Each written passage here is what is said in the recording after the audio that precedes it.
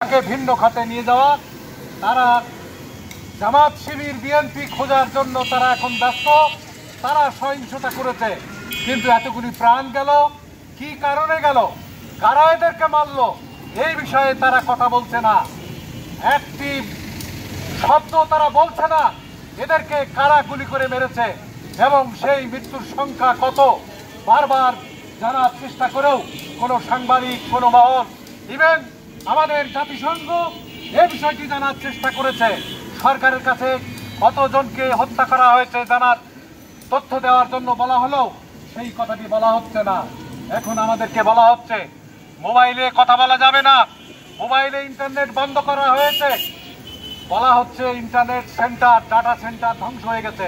মিথ্যে কথা। গতকালকের পত্রিকায় সংবাদ এসে দেখবেন, ডাটা সেন্টার হলো সেখানে ডাটা ব্যাংক থাকে, ডাটা ব্যাংক শুধু, কিন্তু ডাটা যেটা প্রবাহ হয় সেইটা ক্লোজ করার কোনো জায়গা ওখানে নাই, ওইটা ব্যাংক হিসাবে ব্যবহৃত হয়। ফলে সরকার ইচ্ছাকৃতভাবে এই সমস্ত নেটওয়ার্ক বন্ধ করে তার কৃতকর্মটা ছোট করে রাখার জন্য, না দেখার জন্য, মানুষ যাতে না বুঝতে পারে সেই কারণে চেষ্টা করছে।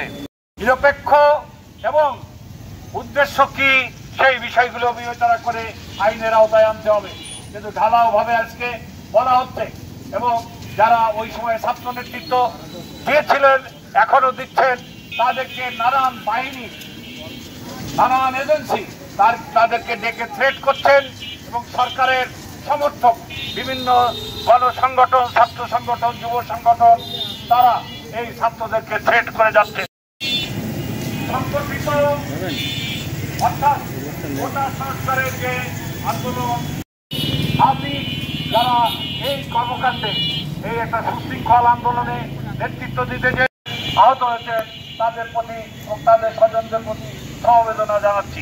একই সাথে এই আন্দোলন আরো তীব্র। এই পর্যায়ে কথা বলছেন বাংলাদেশের কমিউনিস্ট পার্টি যশোর জেলার সংগ্রামী সভাপতি কমরেড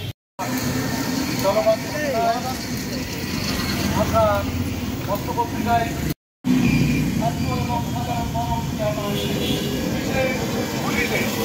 সরকার এখন বলছে তাদের বিচার করতে হবে।